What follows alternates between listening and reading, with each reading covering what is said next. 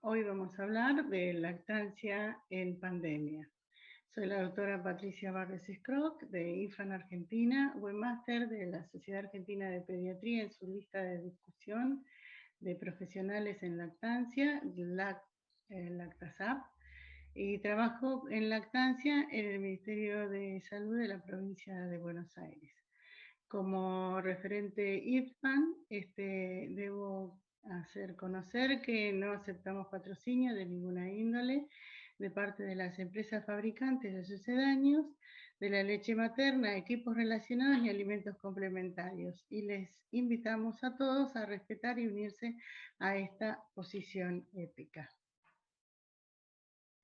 Mundialmente fuimos afectados por una pandemia en el desafío de garantizar la supervivencia, la salud y el bienestar desde el año 2019, que en China surge este aumento de casos de neumonías bilaterales que saturaban los servicios de la terapia intensiva. En ese periodo se denuncia a la OMS y se identifica cómo detectar la positividad con un método fiable, como no se conocía el germen similar dentro de los coronavirus conocidos, se le denominó SARS-CoV-2 o COVID-19. Y posteriormente se determinó el movimiento inmunológico que desarrollaba la enfermedad y todas las variantes que estamos padeciendo aún día en este 2021.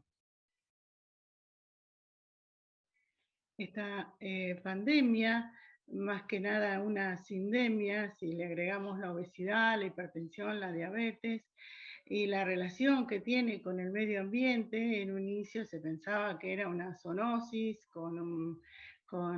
que mediada por un animal que utilizan a veces para investigación como el pangolín, y que aún está en estudio. Tuvimos que empezar a conversar sobre la polución y transmisión de partículas de vías respiratorias y cómo adecuar las medidas de protección con información confiable en medio de una lluvia de falsas noticias respecto a los tratamientos e información abierta de las investigaciones que se hacían sin la evaluación de pares. Los partos se volvieron lugares de trinchera, donde las madres terminaban pariendo solas, con barbijo, que eso dificulta, y se conectaban con sus hijos gracias a la tecnología de multimedia, o sea, mediante celulares o tablets. También dentro de esta crisis se dejaron de hacer controles en atención primaria y solo se hacía COVID en todas las áreas. Las noticias eran ominosas y las muertes de colegas y compañeras y compañeros no hacían más que confirmarlas.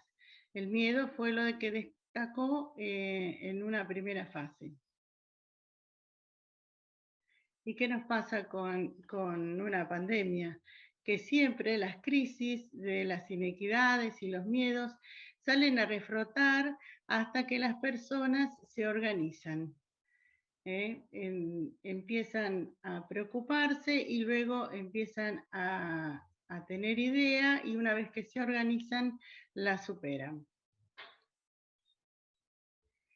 Y es así que lo que uno debe tener en cuenta son las certezas de información sobre las características de la leche humana y los apoyos técnicos abordados con estrategias que ya están establecidas y que se basan en el monitoreo de una política sanitaria clara,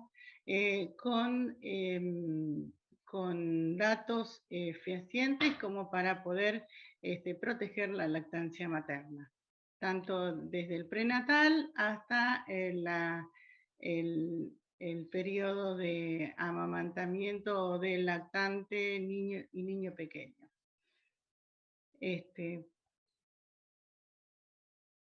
La certeza en tener un microbioma activo en la leche humana es un factor de iniciación del desarrollo intestinal del lactante para toda su vida.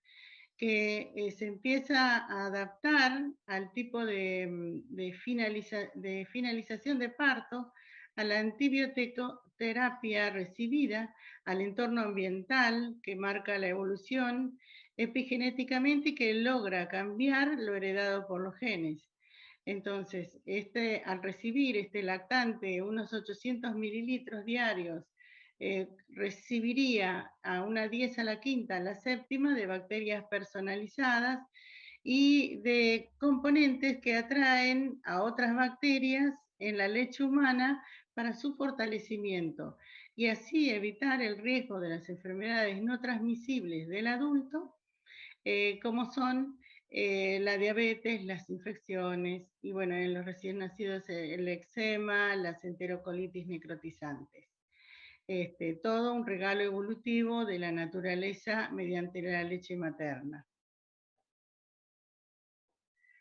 Esta certeza también es que durante la gestación hay un diálogo celular llamado microquimerismo fetal entre la gestante y el feto, un diálogo de las expresiones de los genes, de la herencia recibida, y que en la placenta se pueden, gracias a la tecnología, poder visualizar que hasta el momento, hasta hace poco, se creía que no existían y que ahora se ven que hay bacterias inocuas presentes en la placenta como transmisión microbiológica materna.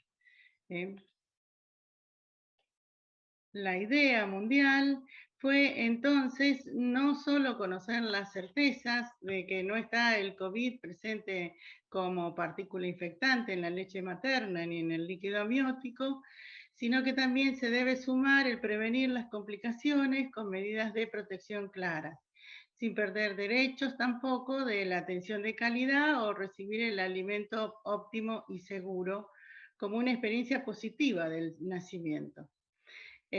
Hacer el lavado de manos, no tocar la cara, el distanciamiento y evitar el contacto con las gotas respiratorias con el virus, además de proteger de las falsas noticias originadas por el mercado de la industria y sus negocios, son medidas para proteger la lactancia materna.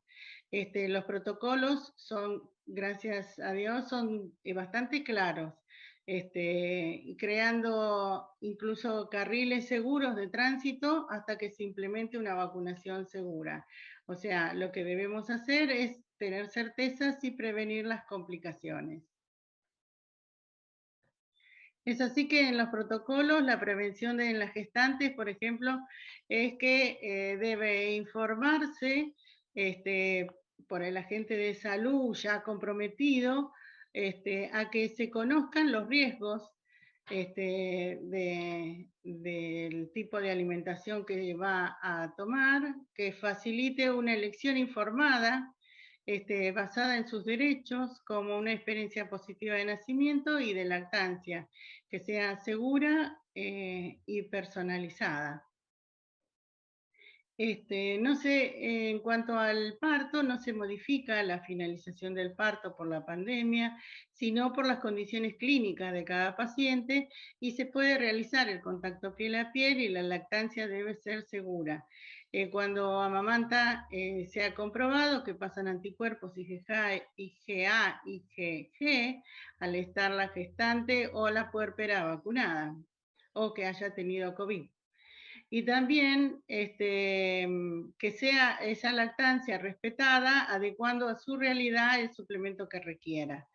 Los riesgos también se saben que aumentan en el último trimestre del embarazo y que las gestantes mayores de 35 años tienen más riesgo y aquellas que también tienen comorbilidades u otras alteraciones cardiopulmonares, renales o inmunosupresión que también la pueden poner en riesgo. También es frecuente que existan partos prematuros. Pero en la mayoría de los recién nacidos asintomáticos no necesitarían un virológico de rutina y solo un seguimiento de las pautas de alarma y medidas preventivas con los equipos de protección personal. El acompañamiento es esencial, este se debe realizar con triage, no con una PCR, y debe ser por un adulto menor de 60 años, sin enfermedades preexistentes, que la paciente seleccione para toda su estancia en la maternidad, basados entonces en la prevención. Es así que en el caso de una gestante sospechosa, positiva o confirmada, dicen las normativas que debe asegurarse el control de las pautas de alarma y una atención priorizada de las presentaciones de los posibles escenarios, además de la prevención con medidas y vacunas, el control de un seguimiento detallado, con aislamiento de 10 a 14 días, reprogramar los controles, hacer acompañamiento remoto, como se estuvo haciendo, dando pautas de alarma o articulando con el control asistencial si es que lo necesita, y priorizando según los síntomas la derivación oportuna, o haciendo el triage tanto a gestantes o puérperas, y obviamente también a vacunar a la población que está con periodo de vulnerabilidad. Los escenarios posibles son, por ejemplo, de atención extrahospitalaria, serían aquellos casos leves, puede ser en el domicilio con un seguimiento remoto y detectar comorbilidades, articular con la asistencia mediante un triage al ingresar al hospital, que ya debe estar notificado cuando uno lo envía, o la segunda opción como un control en un centro no hospitalario, cuando las condiciones en domicilio no son factibles. También está el escenario del hospital, que cuando requiere internación, y ahí se va a aislar el seguimiento de la madre recién nacido, o se tendrá que derivar a un nivel de complejidad adecuado a su situación. Eso, bueno, lo determina la situación clínica de ambos. Lo que sí debemos conocer, que se debe garantizar el control diario y cuando lo necesiten salud, y si se requieren controles ecográficos se hagan, y se evalúe la maduración fetal y la neuroprotección fetal. También está descrito el aislamiento en la habitación, por habitación o por cohorte, o sea, algún grupo en una habitación todos los de sospecha y en otra habitación todos los de confirmado. Eso también es factible. Otra de los métodos de distanciamiento, que lo que piden son más o menos 2 metros de distancia entre uno y otro, ubicar paneles, cortinas lavables plásticas, y sobre todo extremar la higiene de los sanitarios, por ejemplo, 2 veces por día, y la ventilación cruzada de todas las habitaciones. En el escenario de terapia intensiva son para aquellos casos graves que tendrán un abordaje terapéutico y sostén ya normatizado para la terapia. Los criterios de alta no difieren de los demás casos, o sea, tiene que tener negatividad de la PCR. Todas las mujeres tienen derecho de un parto con una experiencia positiva. Para eso necesitamos un respeto y dignidad, un compañero de su elección, una comunicación clara por parte del personal de la maternidad, y poder optar con tratamiento analgésico, la movilidad en la fase de dilatación y una posición de su elección en el parto. Trabajando con un parto respetado, humanizado, y una lactancia segura y también respetada.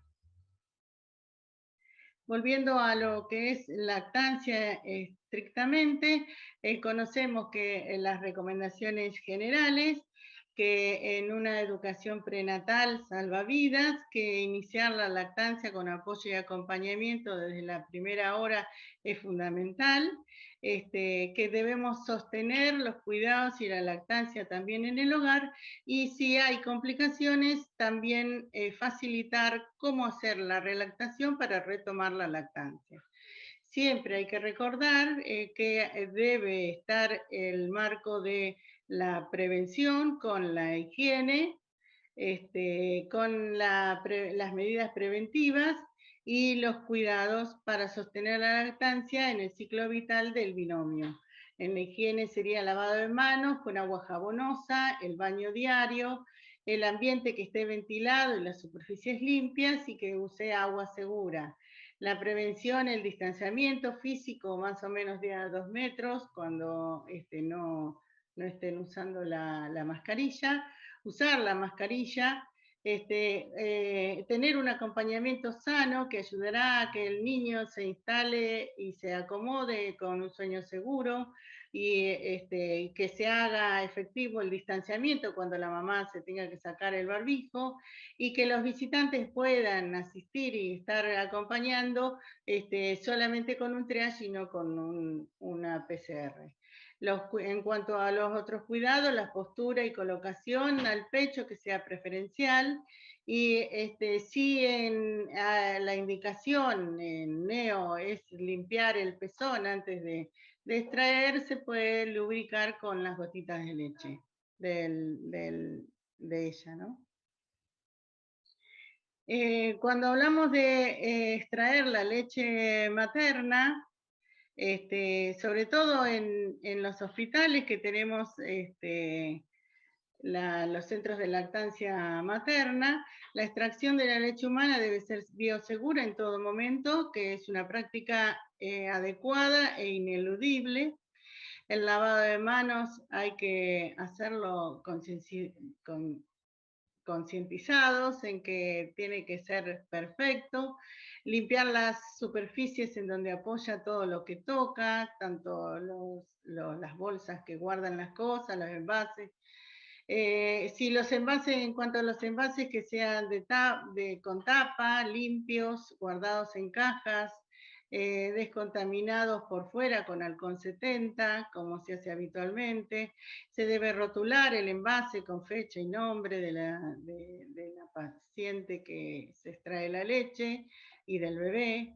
Que los sacaleches, bueno, y todas sus partes sean limpios según las características que da el fabricante, que es mejor usar la extracción manual para evitar compartir extractores, sobre todo en esta pandemia, eso es lo que estuvimos viendo, que la administración del personal, mediante los elementos de nutrición que usan habitualmente, la leche se puede dar en otras opciones, como si es que no puede dar pecho directamente, con jeringa, con vasito o con cucharita limpio.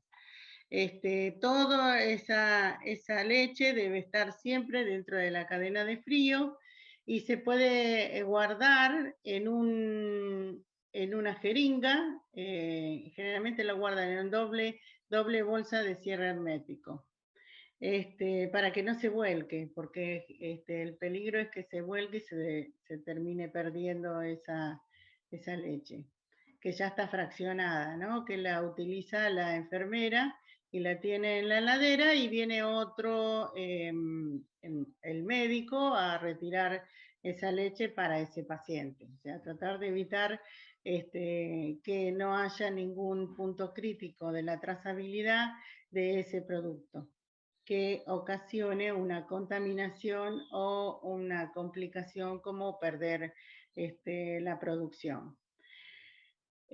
También la limpieza de todo lo usado, el descarte de la leche humana es importante porque es un fluido biológico y hacerlo de esa manera.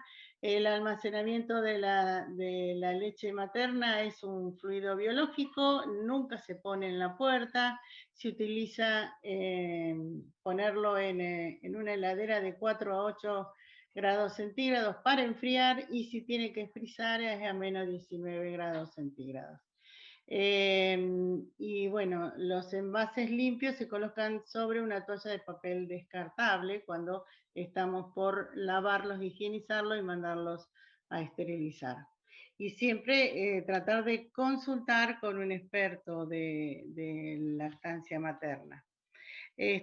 Buscamos con esto evitar lesiones por mala utilización de los utensilios, por congestión con el COPAP, por no iniciar, por ejemplo, evitar las lesiones por no iniciarla en la hora de nacer y tratar de mantener la producción con un acompañamiento de todo el servicio dentro de un centro de lactancia materna que está en el hospital. Y bueno, dentro del hospital, dentro de los centros de lactancia materna, están los bancos de leche. Serían hospitales de alta complejidad y estos son el motor de acciones de cuidado de la población de los recién nacidos internados en base a las donaciones externas de una población comprometida e informada. Los equipos fraccionarán con bioseguridad para evitar derrames de la dosis de la leche humana requerida para ese recién nacido internado, cuya madre puede tardar en calmar su ansiedad y regular su producción. La comunidad puede consultar eficazmente con los teléfonos de 0800 de Salud Responde para hacer estos eventos de donación o recabar más información de los requisitos para ser una donante. La alimentación también se debe determinar que estamos hablando de la alimentación del lactante y niño pequeño. Y esta alimentación adecuada es fomentada por la OMS con un amamantamiento exclusivo hasta los 6 meses y continuar sumando otros alimentos inocuos, caseros y perceptivos hasta los 2 años o más.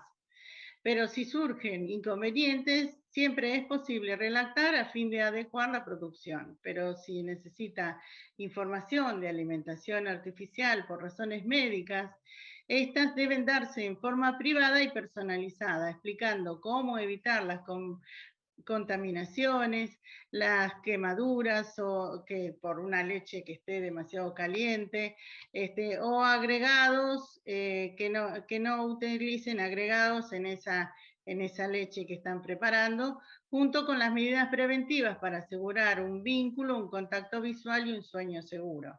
O sea, si la leche artificial se necesita usar un agua segura, no mineralizada, para reconstruir la leche en polvo. No hay que calentar ni a fuego directo, ni en microondas. El agua debe estar tibia, o sea, uno lo hierve y lo deja entibiar y que quede a 70 grados centígrados.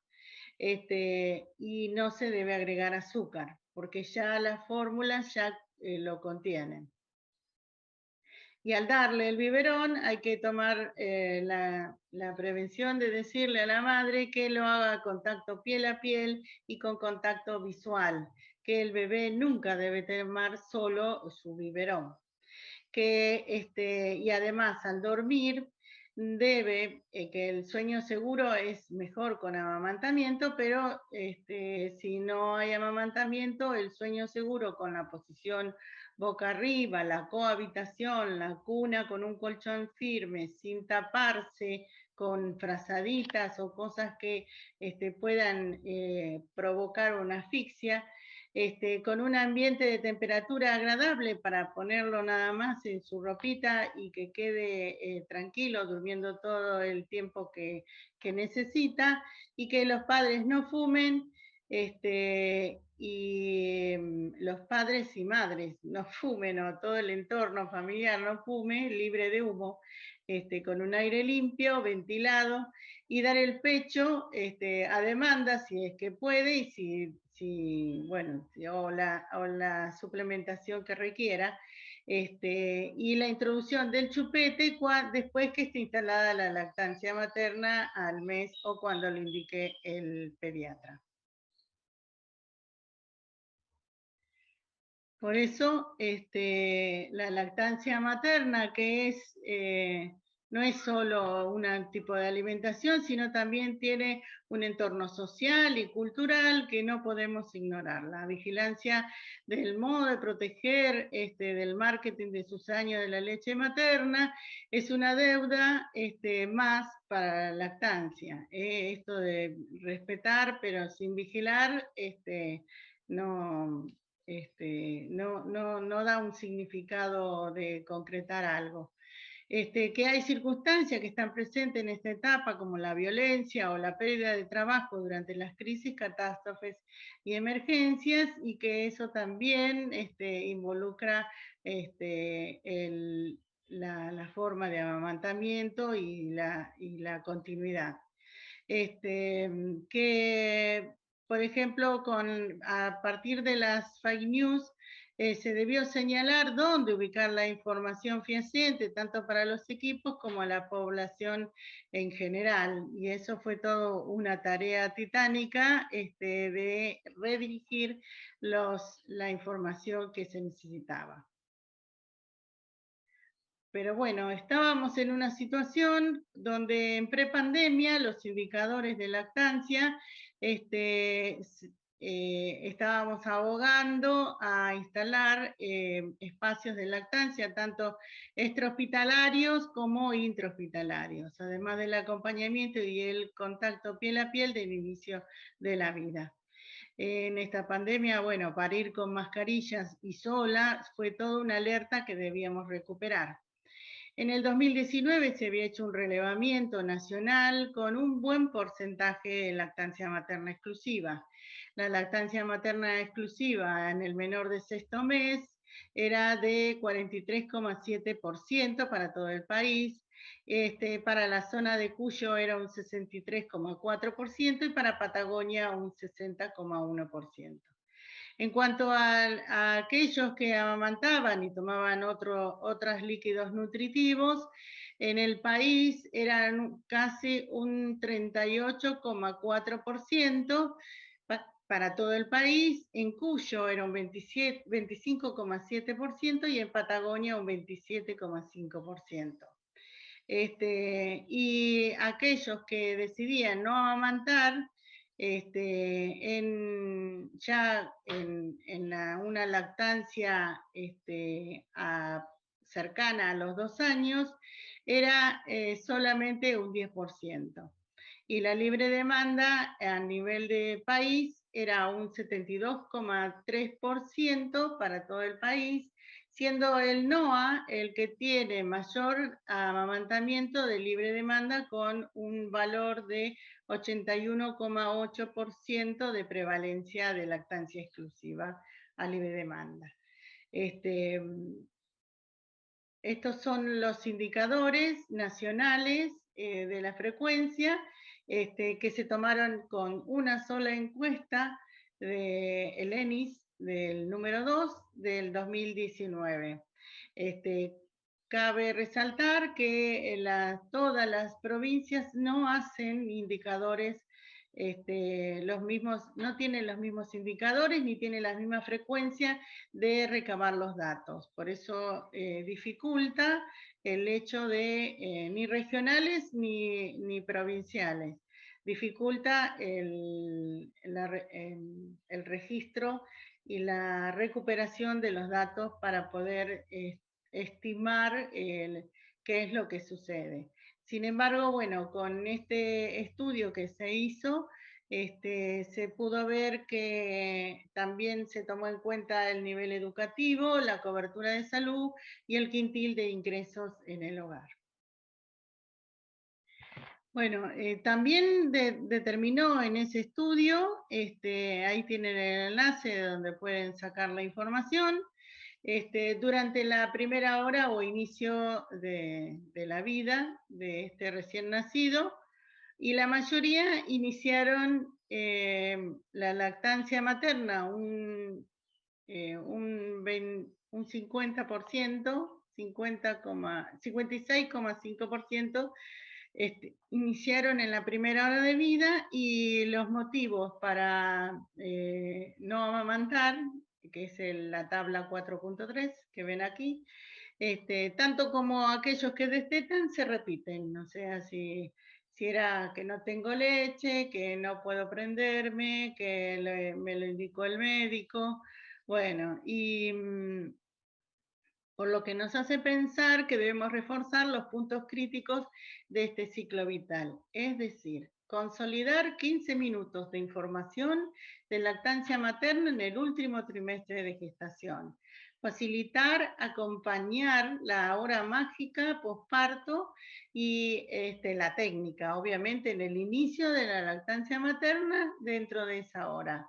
Las dos evaluaciones técnicas en internación conjunta más el apoyo durante el primer mes sería lo más recomendable como para tener una lactancia materna exclusiva hasta el 6º mes y prolongada en el periodo de complementación con alimentos inocuos. Visto qué era lo que pasaba en el 2019 hasta antes de la pandemia, una vez que se inicia la pandemia, la Argentina, por suerte, hubo una cantidad de profesionales que analizaron que sí, las maternidades, eran 104 maternidades, tenían los recursos disponibles, las pautas de uso y la preparación para la atención de los recién nacidos. Eran 104 maternidades de Argentina con más de 500 partos y con esta pandemia de COVID-19 en el año 2020. La mayoría eran del sector público, estaban capacitados, casi un 93%, pero lo que se vio dentro de las prácticas es que separaron a la madre del niño en ese año, en el 2020, un 60%. En plena periodo de inicio de la pandemia. Pero se hicieron clampeo de cordón un 87%, la internación conjunta fue de un 62% y amamantaron un 70%. Recibieron visitas un 94% y su mayor dificultad fue el miedo y la incertidumbre de un aumento de la curva, a pesar de que tenían las medidas de protección y equipos y conocimientos durante toda esta terrible pandemia. Es indudable que la lactancia se sostiene o se pierde por múltiples factores en los niveles de intervención que nos marcan los determinantes y la comunicación eficaz en esta etapa evolutiva es esencial para que el receptor logre interiorizar la información, razonarla mediante la oxigenación y tiempo personalizado, y que la responsabilidad es compartida. En síntesis, proteger una lactancia positiva, segura, personalizada para gestantes y no gestantes que comparten la corresponsabilidad parental es el desafío pendiente que no debemos eludir para tener en cuenta una responsabilidad compartida. Muchísimas gracias por la invitación.